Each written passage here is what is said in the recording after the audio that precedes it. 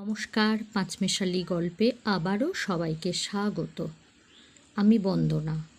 আমি এখন আপনাদের কাছে পাঠ করে শোনাচ্ছি কিছুদিন যাবতই একটি উপন্যাসের পাঠ করে। তো আমি পদ্মজা উপন্যাসের একটু একটু করে শোনাচ্ছি। আজ আমি পাঠ করে শোনাবো পঞ্চম পর্ব। আশা করি সকলের ভালো লাগছে।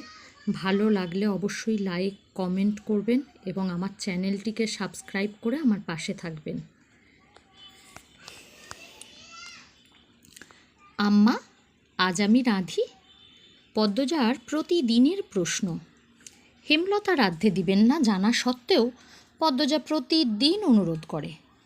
হেমলতা বিপদ আপদ ছাড়া পদ্মজাকে রান্নাঘরে পাঠান না।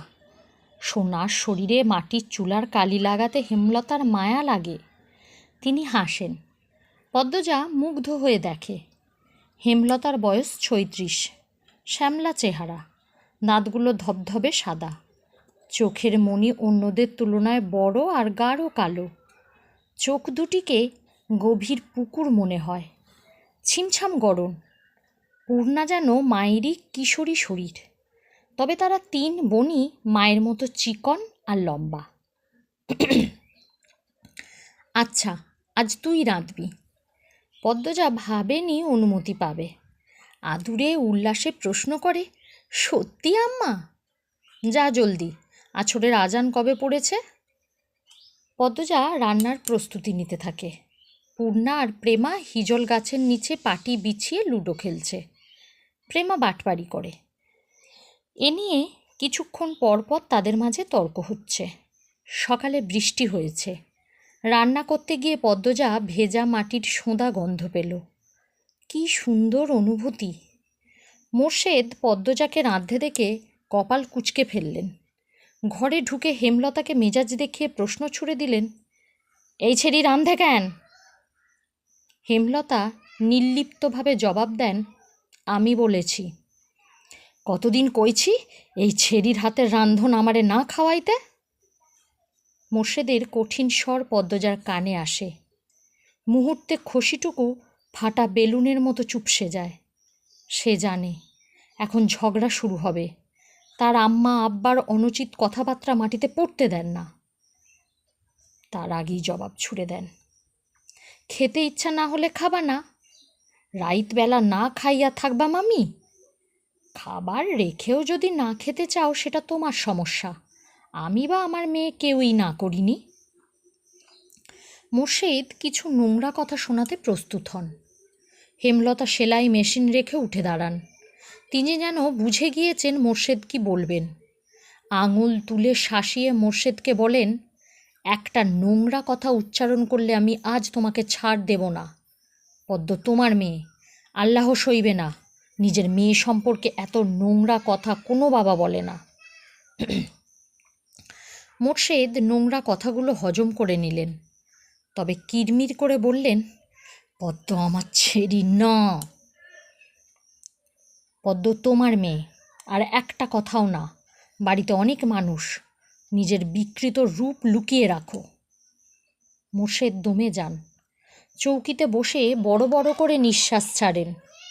চোখের দৃষ্টি অস্থির। পদ্মজার জন্মের পর থেকেই হেমলতার রূপ পাল্টে গেছে। কিছুতেই এই নারীর সাথে পারা যায় না। অথচ একসময় কত মেরেছেন হেমলতাকে। হেমলতার পিঠে উড়ুতে ঘাড়ে এখনও মারের দাগ আছে। সময় কোন জাদু বলে হেমলতাকে পাল্টে দিল জানা নেই মোর্শেদের। রাতের একটা শ্যুট করে সবাই বিশ্রাম নিচ্ছিল। চিত্রা তখন কথায় কথায় জানালো, লাহারি ঘরে গিয়েছিলাম। মগা যে মেয়েটার কথা বলেছিল তাকে দেখতে। চিত্রার কথায় লিখন আগ্রহ পেল না। চিত্রা কখনো কোনো মেয়ের প্রশংসা করে না। খুঁত খোঁজে বের করতে ভালোই জানে। নিজেকে খুঁতহীন সেরা সুন্দরী মনে করে।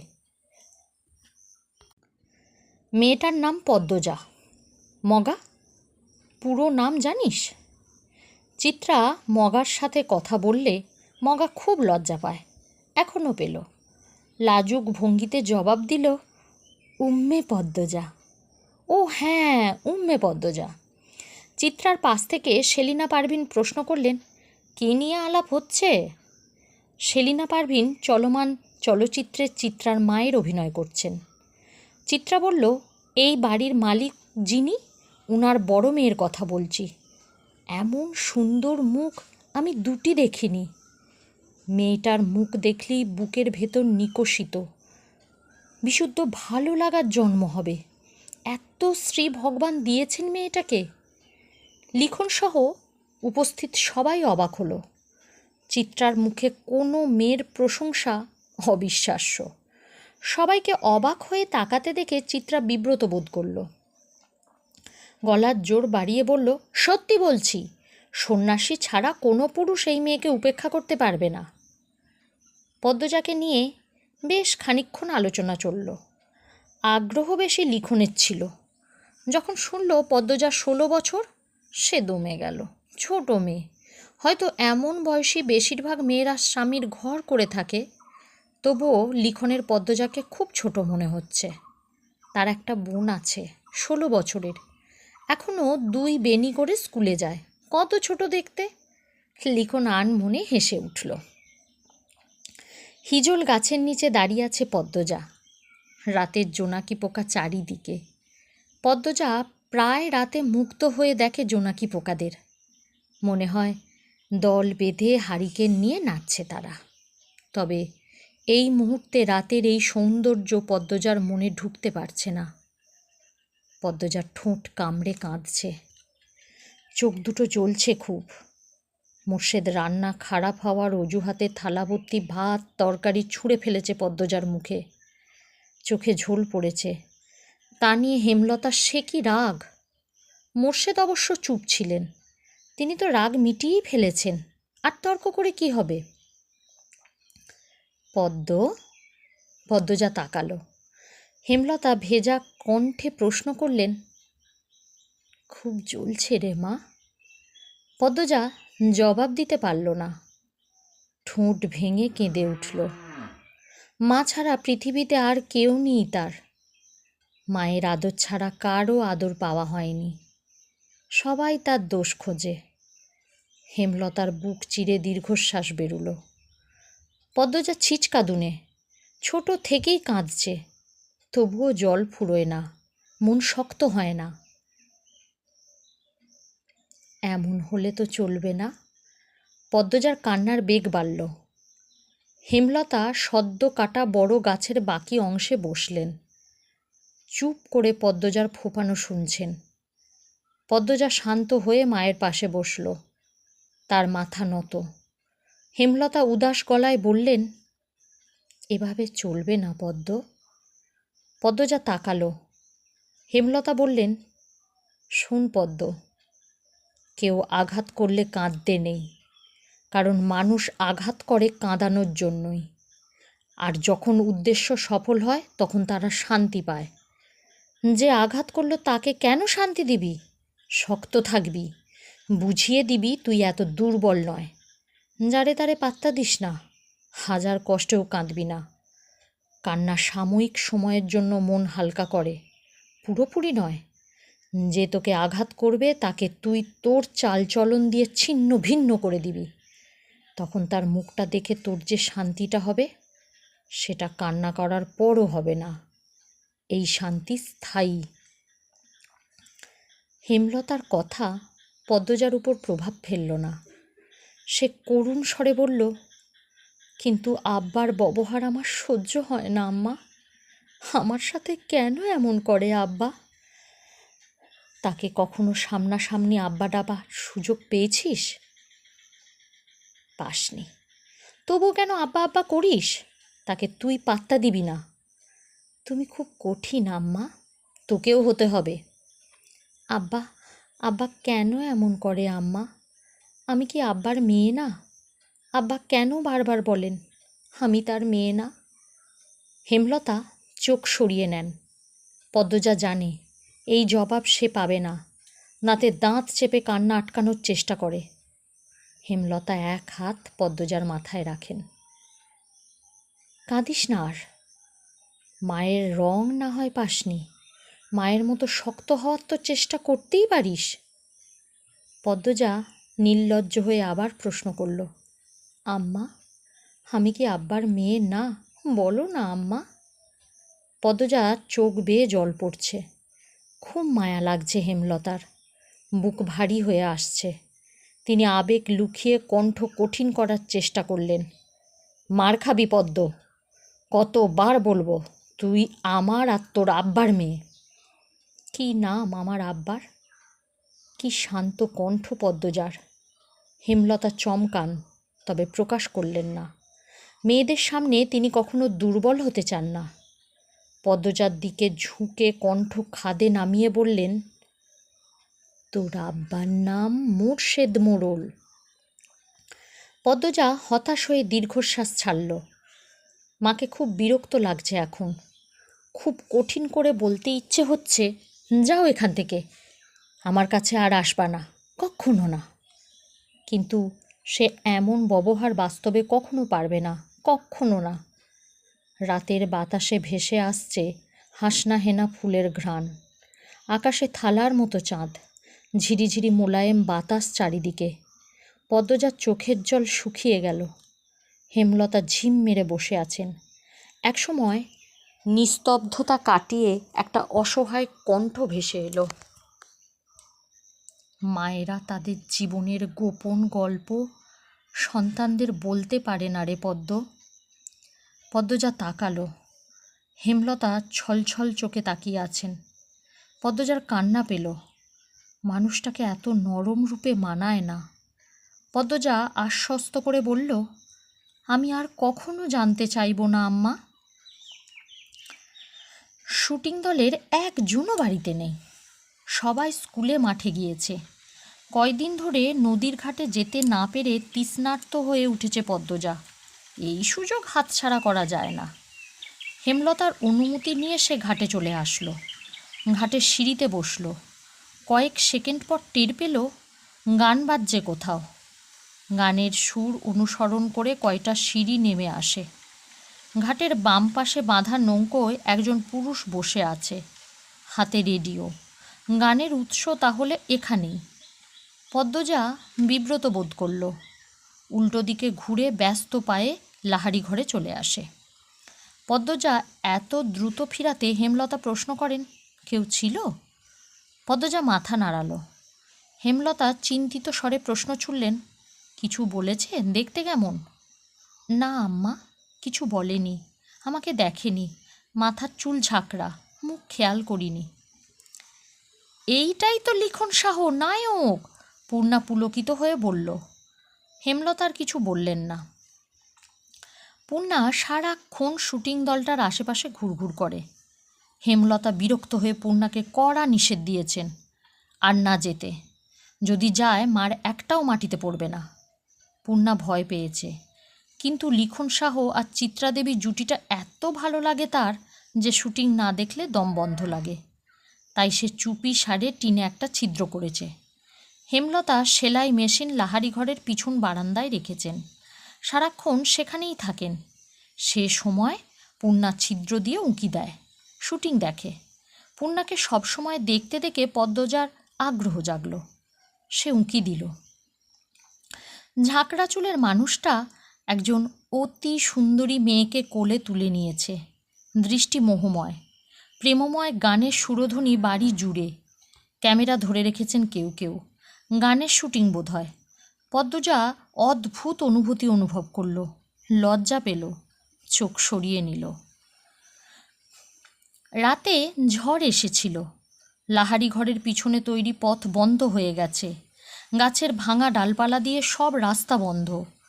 মোর্শেদ রাতে বাড়ি ফেরেননি। হেমলতার একার পক্ষে সম্ভব নয় পথ খালি করার। তাই পদ্মজা পূর্ণা স্কুল থেকে বাড়ির সামনে দিয়ে ফিরছিল।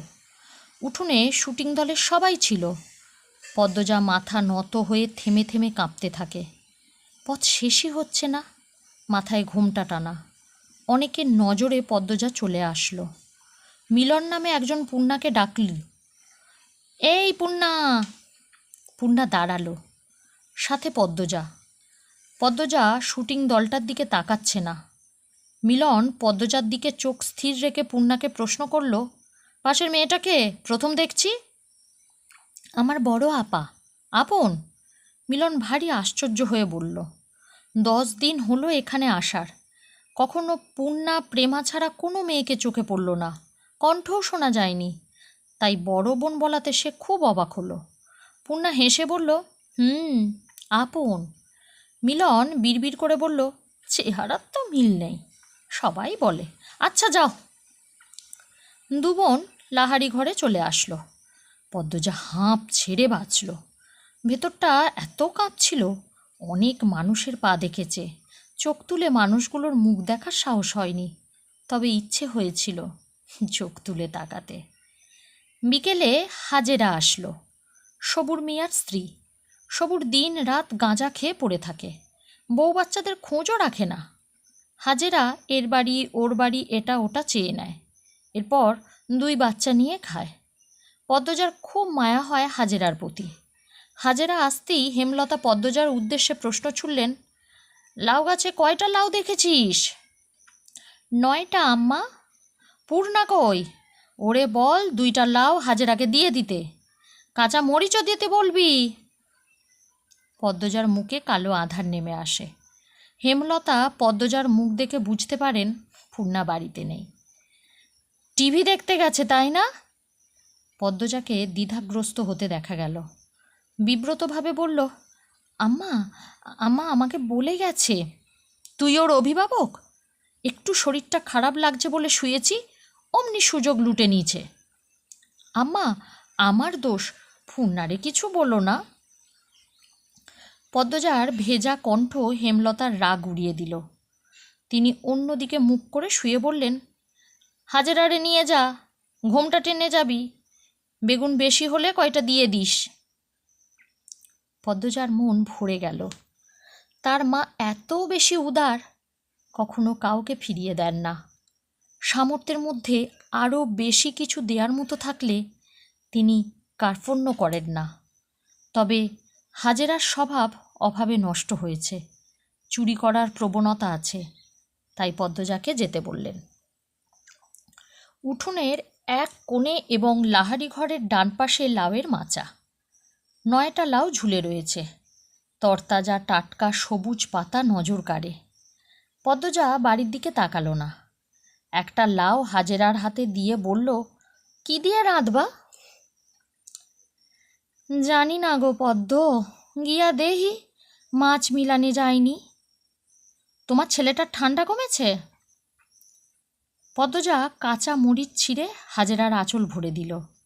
হাজেরা গুনগুন করে কাঁদছে আর বলছে, ছেঁড়াটা সারা দিন মাটিত পইরা থায়ে, একলা একলা থায়ে, রাইত হইলে জ্বরে কাঁপে, দম ফালাইতে পারে না গো, দম ফালাইতে পারে না। ডাক্তার দেখাচ্ছ না কেন?